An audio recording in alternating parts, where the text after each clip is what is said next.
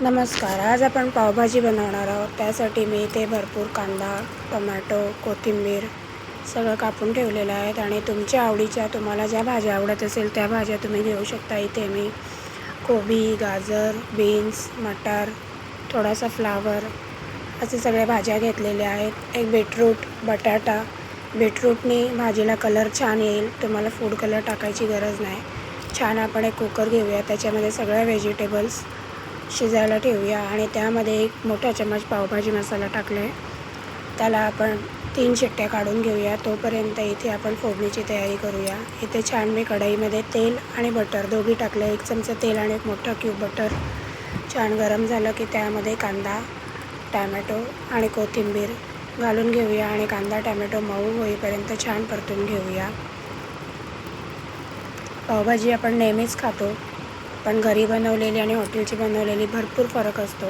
त्यामुळे तुम्ही घरी बनवलेली नक्की ट्राय करा. इथे आपला कांदा टॅमॅटो बारीक होत आहे. तोपर्यंत इथे बघू शकता तुम्ही कुकरमध्ये आपल्या भाज्या छान कुक झालेल्या आहेत. त्या भाज्या आता आपण साईडला ठेवूया थंड व्हायला. आणि इथे कांदा टॅमॅटो पण खूप छान आपला बारीक झालेला आहे. त्यात आपण काही बेसिक मसाले ॲड करूया, जसे की हळद, धणे पावडर, मीठ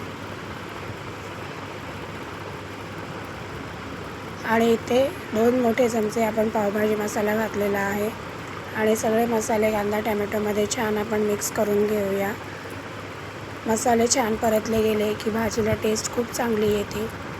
आणि तिथे ते आपण जे भाजी शिजवून थंड व्हायला ठेवलेली ती भाजी आपण कुकरमध्येच, तुमच्याकडे स्मॅशर असेल त्याच्याने स्मॅश करून घ्या.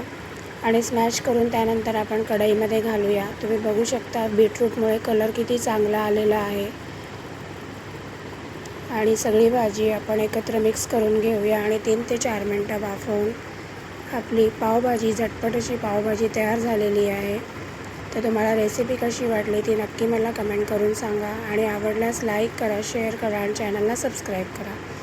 ग्रेव्ही थोडी थिक होती त्यामुळे मी त्याच्यामध्ये थोडंसं गरम पाणी घातलेलं आहे आणि पुन्हा छान उकळवून घेतलेलं आहे. आणि त्यानंतर तुम्ही गरमागरम पाव बटर लावून गरम करून गरमागरम पावभाजी सर्व करा. आणि रेसिपी कशी वाटली ती मला नक्की सांगा. आपण पावभाजी ठेल्यावर किंवा हॉटेलमध्ये खातो, तर तुम्ही तुमच्या मुलांना अशा प्रकारे घरी बनवून देऊ शकता. थँक्यू.